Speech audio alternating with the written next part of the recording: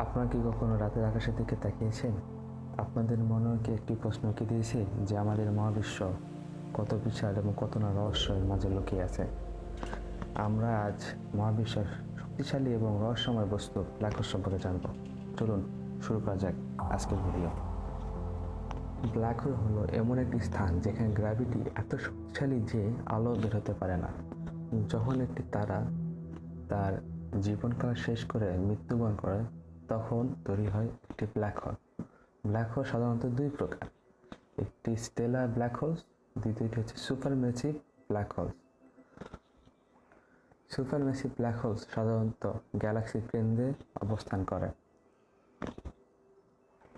এরা আমাদের মহাবিশ্বকে বোঝার জন্য খুবই গুরুত্বপূর্ণ ভূমিকা পালন করে। আমাদের মিল্কি গ্যালাক্সির মাঝেও একটি সুপারম্যাসিভ ব্ল্যাক হোল রয়েছে যার নাম সেজিটেরিয়াস এ এবং এর দূরত্ব প্রায় 26,500 লাইট ইয়ার্স এবং এর ভর প্রায় 40 লাখ সূর্য ভরের সমান এবং এর ইভেন হরাইজন মানে আকার প্রায় 12 মিলিয়ন কিলোমিটার। আমাদের সূর্য থেকে আমাদের পৃথিবীর যে দূরত্ব ঠিক তার 30 গুণ। এটি আমাদের গ্যালাক্সির কেন্দ্রে অবস্থান করে এবং পৃথিবী থেকে এটি সরাসরি দেখা যায় না, কিন্তু রেডিও, এক্স রে ও ইনফ্রারেড টেলিস্কোপ দিয়ে পর্যবেক্ষণ করা যায়। আজকে আমাদের এই জায়ান্ট ব্ল্যাক হোল নিয়ে কথা না বলে কথা বলবো সিগনাস X1 নিয়ে। এটি একটি স্টেলার ম্যাসিভ ব্ল্যাক হোল, অর্থাৎ যখন একটি মাত্র তারা মৃত্যুবরণ করে তখন এরকম একটি ব্ল্যাক হোল তৈরি হয়।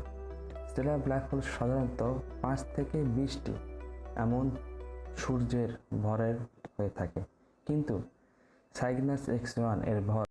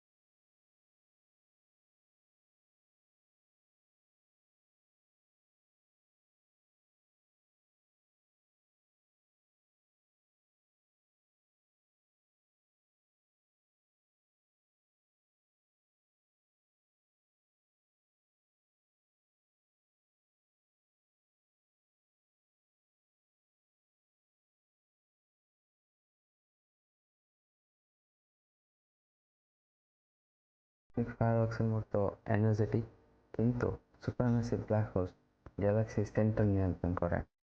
আজকে আমরা জানলাম সিগনাস X1 এর অল্প কিছু তথ্য।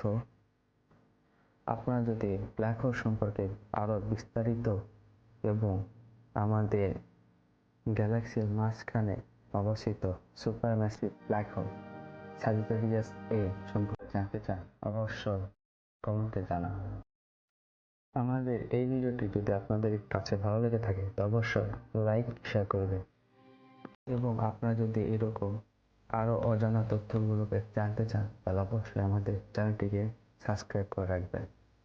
আজকে এই পর্যন্তই, আপনাদের সাথে দেখা হবে আবারও নতুন কোনো টপিক নিয়ে অন্য কোনো ভিডিওতে।